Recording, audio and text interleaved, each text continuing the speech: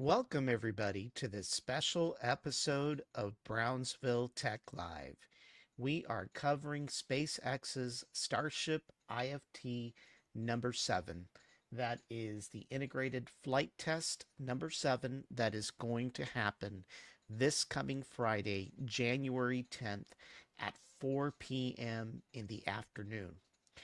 And there's a couple of things that are going to happen with regards to that flight test. Basically, what's going to happen is there's going to be a launch this Friday at 4 p.m. You can watch it, by the way, on Brownsville Tech Live, the mobile app. For those of you looking to catch the launch, sometimes you can run into these fake sites on YouTube and you find out they're not even real sites. So just go straight to brownsvilletechlive.com, access our mobile app, and we will have a live feed for the launch this coming Friday. But as we expect, there is going to be a launch, and the flight hardware that consists of Friday's launch will include Starship number 33, that is the upper stage, and pushing it through will be Super Heavy Booster number 14. I will note that this will be the first Block 2 ship used, which is the next generation of the Starship launch vehicle. And the milestones is to launch the Block 2 vehicle and land it safely back on the launch pad here at Starbase. And just some of the Block 2 ship characteristics. The actual Starship vehicle is a little higher by 1.8 meters, or an actual ring taller. It uses the Raptor 3 engines, unlike the previous configuration, which used Raptor 2s. It is capable of carrying a cargo of up to 100 tons into low Earth orbit. It also has a shorter payload bay, 3 rings instead of 5. It's got some new forward flaps, a new heat shield layout that has up to 18,000 hexagonal tiles, and it's going to feature the infamous PEZ dispenser that will launch the Starship satellites via the PEZ dispenser method, as Elon has coined it.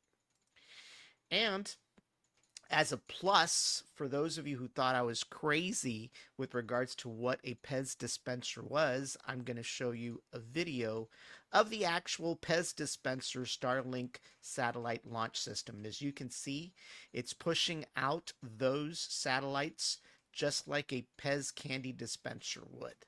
And that is why Elon has termed it the PEZ dispenser. And as you can see right there via the video, it is dispensing those satellites one by one. I believe it's capable of transporting up to 25 satellites at once. And by the way, for those of you that noticed, our launch down clock is on. It is exactly 4 days, 21 hours, 27 minutes, and 37 seconds before launch day on Friday. And that clock will continue until Friday at lunchtime.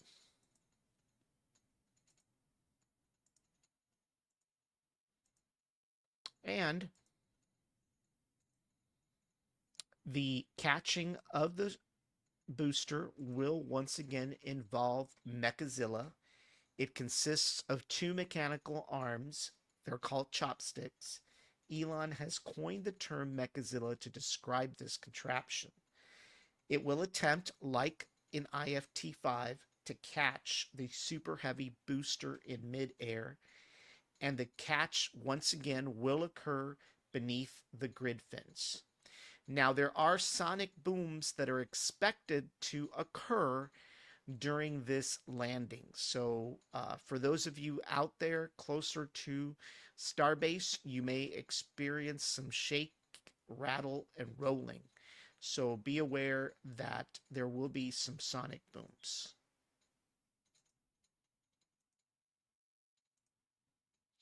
And of course, there's an explanation that I've done before with regards to sonic booms. You can go back and refer that to on a previous video, what that actually means at the difference speed, subsonic, Mach 1, and supersonic speed.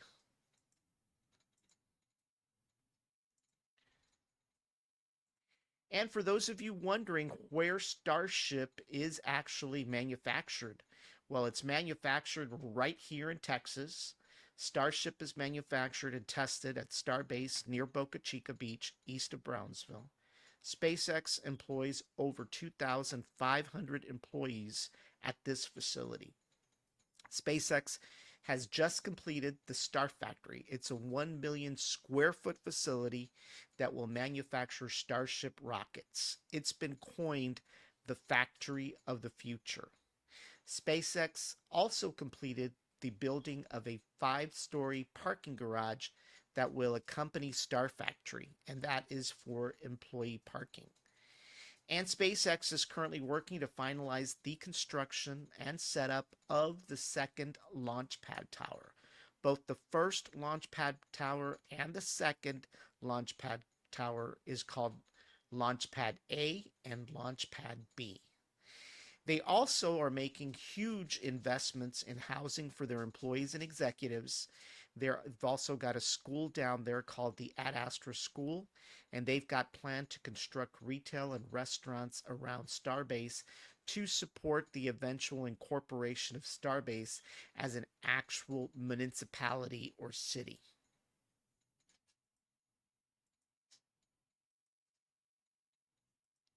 And for those of you wondering, they have been given the green light to actually launch on um, January 10th.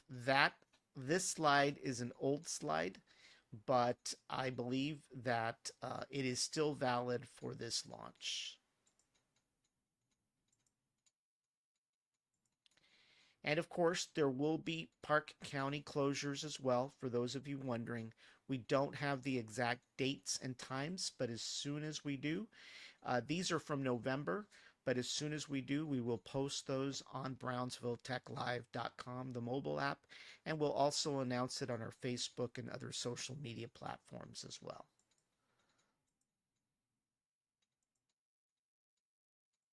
And of course, for you boaters out there, just like every single time, please, please, please stay out of the yellow zone. We don't want to delay the launch, and we definitely don't want anybody getting hurt in the process. So it's important that y'all stay out of the yellow zone. You can be around the blue areas, but please don't get into the yellow zone.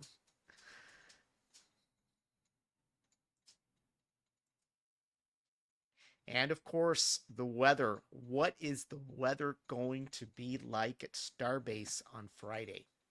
Well, right now, the only thing we have is the projected weather. We don't have the extended forecast, which we typically monitor hour by hour. But it's scheduled to be 58 degrees on Friday. It's going to feel like 52, though, and it's going to be cloudy and breezy. The winds are going to be blowing north northwest at 15 miles per hour. The gusts are going to be about 35 miles per hour. That is a little bit of a concern because if the winds get too high, we may have to cancel the launch. Humidity is 57%, and the dew point is around 40. So there's going to be a visibility of about 10 miles, and there's going to be 98% cloud cover. So it's going to be cloudy. It'll be interesting to see what we can see once the rocket launches. And there's a slight possibility of about 2% of precipitation, also known as rain. All right. Well, what is the flight plan for January 10th, Friday, for IFT-7? Now, this infographic is actually from flight test number 5. And the reason I chose to use it is because there isn't an updated one but it is the exact same flight plan from IFT number 5, where they caught the booster on the launch pad. So the same thing and the same process is going to occur for IFT number 7. There's just going to be a few tests, including the testing of the PEZ dispenser. So this is it. This is it for IFT number 7. We are going to have some additional episodes. We've got a pre-launch party, possibly either Tuesday or Wednesday, maybe Thursday. We'll have a few guests with us to talk about a little bit more with regards to IFT 7. Additionally, we will be providing live coverage at 4 p.m. Central Time on BrownsvilleTechLive.com. That is our mobile app. You can catch the launch on our mobile app, and you can also follow us on 12 social media platforms. So if you don't catch us live, you can catch us on one of the other 12 social media platforms as well. Well, I hope you all have a good evening, and we will see you in the next few days. Have a great Sunday evening, and we will see you all soon. Thank you for watching.